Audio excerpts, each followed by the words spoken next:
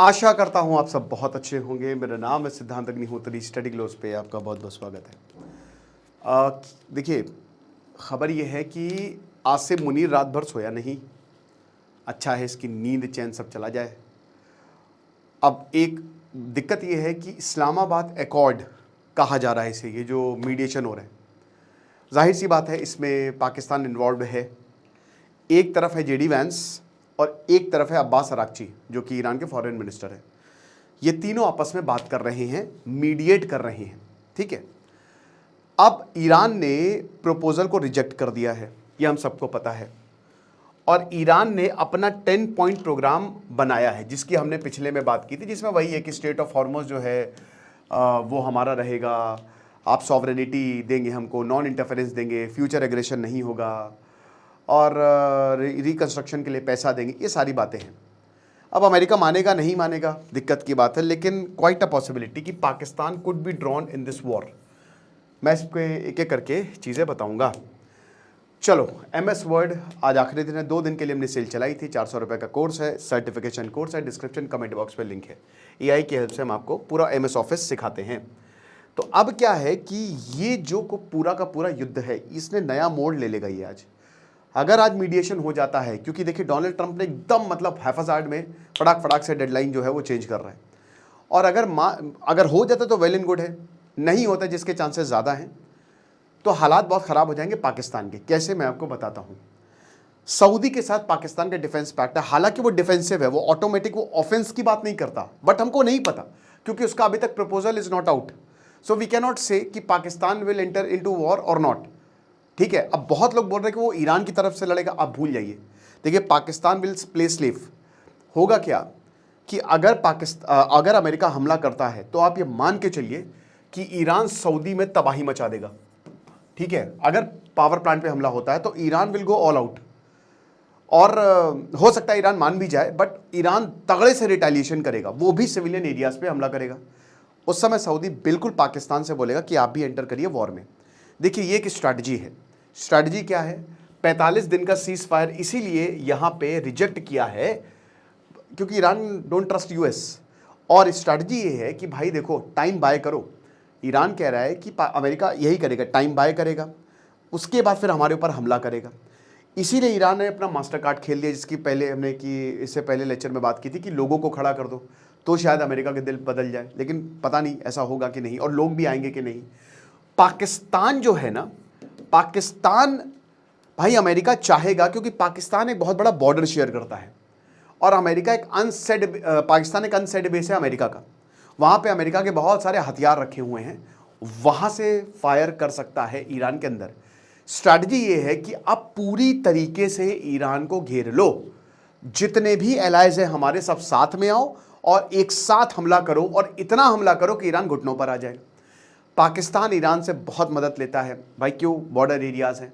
But on the other hand Balochistan वाला issue जो है, ईरान ने उसको बढ़ाया है। ईरान का प्रॉक्सी आप कह सकते हो BLA भी है, क्योंकि वो पाकिस्तान को चेक में रखता है और इस बात सबको पता है। लेकिन ईरान के साथ पाकिस्तान दुश्मनी तब ले सकता है जब ईरान बहुत कमज़ोर हो, और यहाँ पे कमज़ोर हो जाएगा। तो पाकिस्तान का एक ही मकसद रहता है कि भाई ताकतवर के साथ लड़ो। अमेरिका ताकतवर है और सऊदी के साथ आपका डिफेंस पैक्ट है, तो Pakistan will be drawn into this, और हो सकता है कि ये बहुत जल्द युद्ध खत्म हो जाए। बट ईरान विल, क्योंकि देखिए एक चीज़ तो पक्की है, शियाओं की पाकिस्तान में कुछ नहीं, कोई औकात नहीं है, ये पाकिस्तान ने बता दिया है। लोग सड़कों पे आ गए।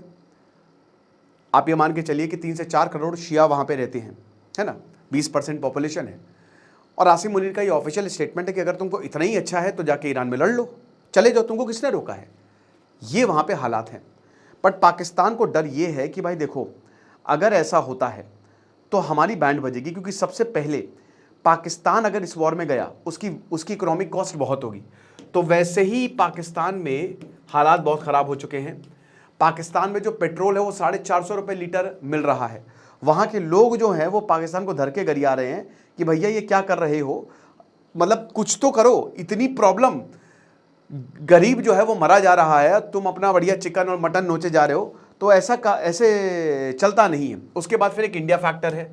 देखिए, याद रखिए कि भारत भी, क्योंकि पाकिस्तान अगर मान लीजिए कि इसमें इन्वॉल्व हुआ तो भारत भी इसका फ़ायदा उठा सकता है। बट दोस्तों उससे पता है एक और चीज़ हो सकती है कि पाकिस्तान हो सकता है भारत पर हमला कर दे, ये भी पॉसिबिलिटी है। अभी इस पर भी मैं अलग से लेक्चर लूँगा।